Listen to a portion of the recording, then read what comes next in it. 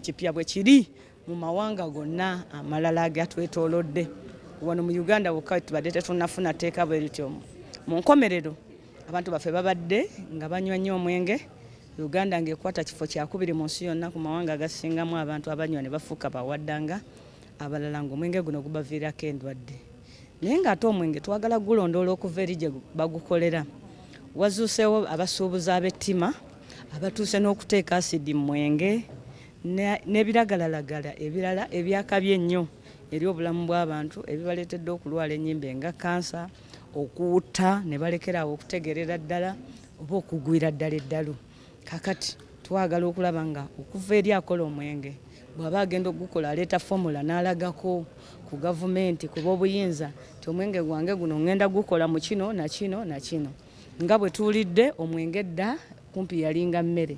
Omwenge dda gwali gwantaba Luganda na mikwano.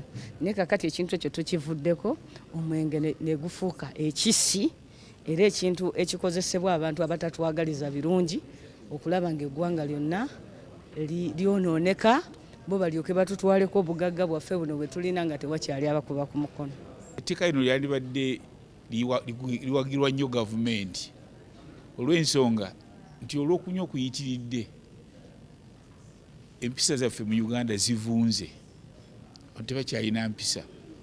Oli bamala okunywa yeetwala mu bikolwa eby'obwenzi ebibye ennyo ate bwabyetwalamu n'afunirayo endwadde.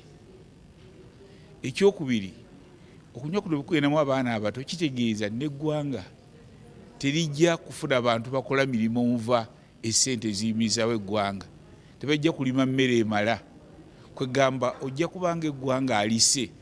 Budde omwana yandibadde akola gamba someone who is most productive alina amaanyi agakola aye n'abanga ali mu kunywa kitegeeza eggwanga lyennyini olise kubanga ffe abakuze tukyasobola kufulumya kinene.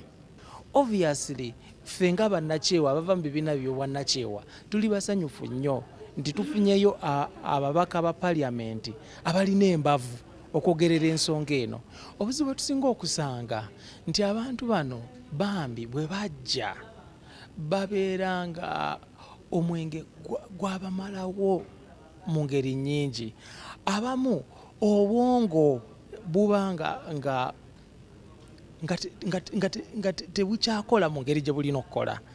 Sandyagadde kukozesa kigambo kutabuka mutu naye obwongo nga bukoze eki nga bufunye ekizibu. Abalala nga ebitundu byabwe eby'omubiri ebisinga nga bigoyeddwa. Kati oluusi ogenda n'okubakebera ekibumba, ensigo, nga byonna bikoze eki nga byonna birwadde.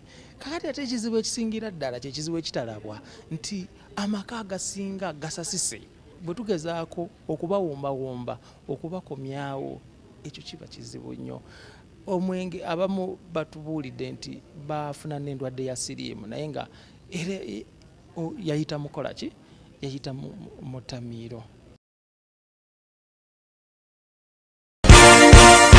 This is Kingdom TV.